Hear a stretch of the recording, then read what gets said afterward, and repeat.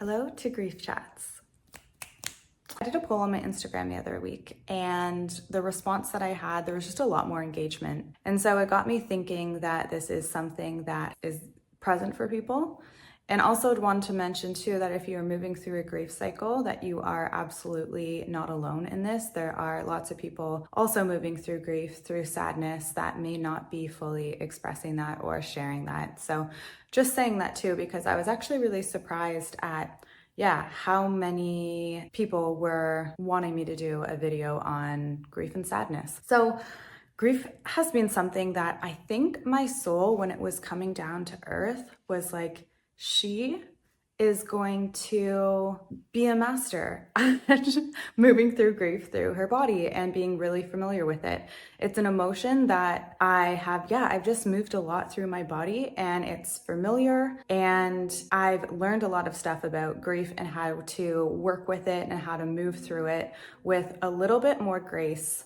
And I thought I'd share some of my top things that have helped me. So the first thing that I wanted to share is to not spiritual bypass your way out of grief. That's just going to halt the process. That's going to, it's just going to keep you in it for a lot longer. And what I mean by that is telling yourself a narrative or coming from the mind and almost like positive thinking, or I don't want to feel this because I'm going to be quote unquote low frequency, or I don't want to feel this because this person had it worse, or whatever story you're telling yourself. A story that I had, so when my dad passed, a story that I told myself at the beginning was, my dad's actually just a spirit, and so I didn't actually lose anything, and he's still here. Therefore, I don't necessarily need to be sad.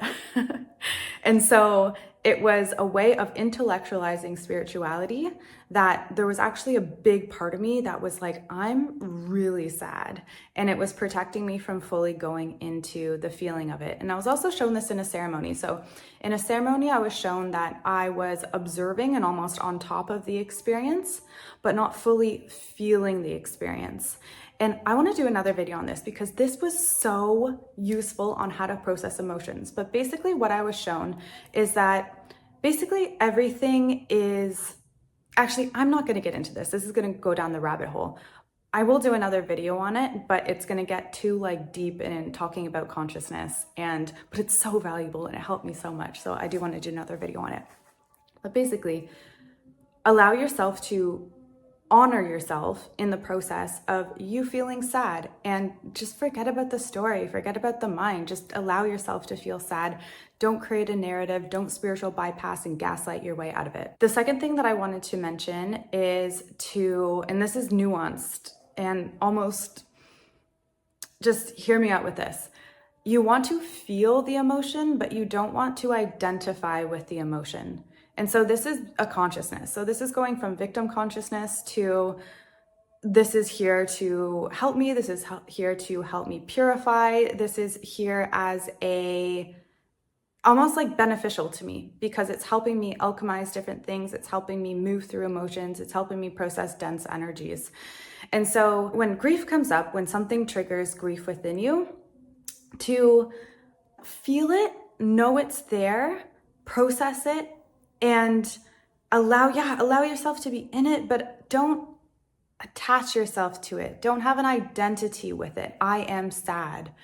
I am feeling sad. In this moment, sadness is coming up within me, and then fully feeling that, but you have to pop yourself out. Yes, stay in the emotion and really go deep with it and allow yourself to feel, and allow yourself some space to pop yourself out of it.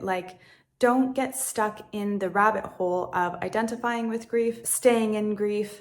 And it's nuanced because we do want to feel it, but there's a distinction between feeling without attachment and kind of clinging on to the identity of it. And I hope you can see the distinction between that. But I really want to mention that because it's really important. And I see a lot of people stay, again, in cycles longer than they need to, because there's almost this sort of, you just get identified with it. The third thing, and I wish that I learned this one sooner, is that, okay, so you've processed it, you've gone deep with it, you've alchemized it, what I mean by all of this is just that you fully felt it with as much effort to not attach to the feeling or not attach to the story of it, but just feel it. Don't create a story. Just don't create, as much as you can, resistance to it. Fully accept that it's there. See it as a lesson. See it as purification. See it as an ally to you. What you've done is created space. So you've created just space within your system, and to fill that space with something that you want, to fill it with space that's something that's desirable.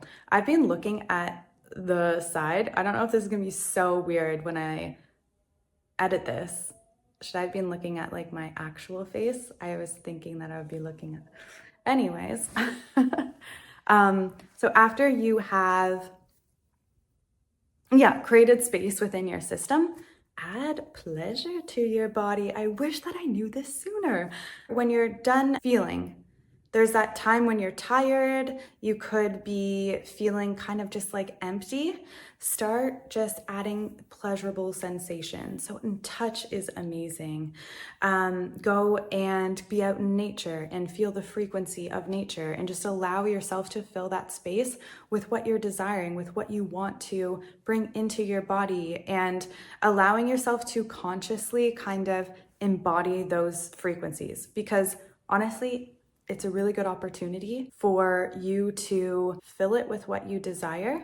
And or else you'll have this space that's created and it will help you, but it's just amplifying the process. I also just wanted to talk about the process as well.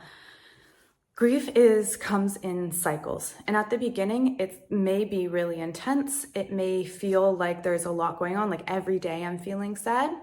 But the more that you keep feeling and alchemizing and feeling and alchemizing without the story, without attachment, you are clearing layers and you're clearing these densities within your system.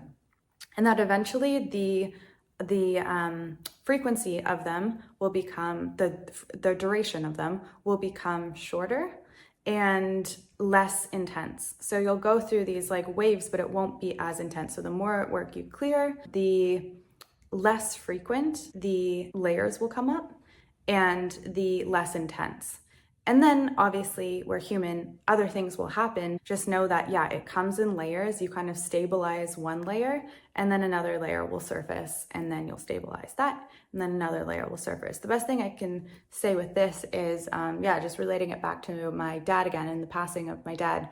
At the beginning, it was really intense. There was a lot to process with that whole experience, and it felt like a lot all the time. And then eventually, the more I felt, the more I processed, the more I accepted, the less frequent it would. Now it's like maybe once a month, I think about him and have a subtle feeling of sadness come up. And it's also not to compare yourself to anyone's journey, not to compare yourself to anyone's process, because again, we all have unique spiritual baggage and karma that we have came into reality with.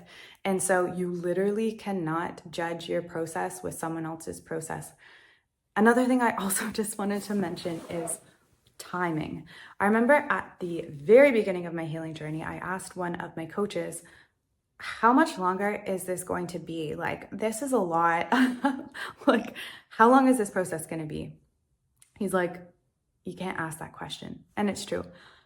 You have no idea how long things are going to be. And also spirit and soul doesn't know timing. And so the one that's asking that question is ego, is mind. So allowing yourself to let go of how long it's going to take to move through it, that's also just going to add resistance in the process and judgment and shame and whatever else. Allowing yourself to let go of how long it's going to take and just allow the process to unfold exactly how it wants to be. So your only part in this is to fully surrender, meaning accept without the story, fully feel without attachment, so much nuance, and to move through these cycles and to stabilize them, knowing with the consciousness that these things are coming up to purify you. These things are coming up to help you. These things are coming up as divine lessons and divine teachers, bringing you back to your true essence. Let me know if you have any questions with this. Let me know if you want me to elaborate further on anything. I'm sending you so much love and so much amazing energy as you move through your grief process, and have the amazing day.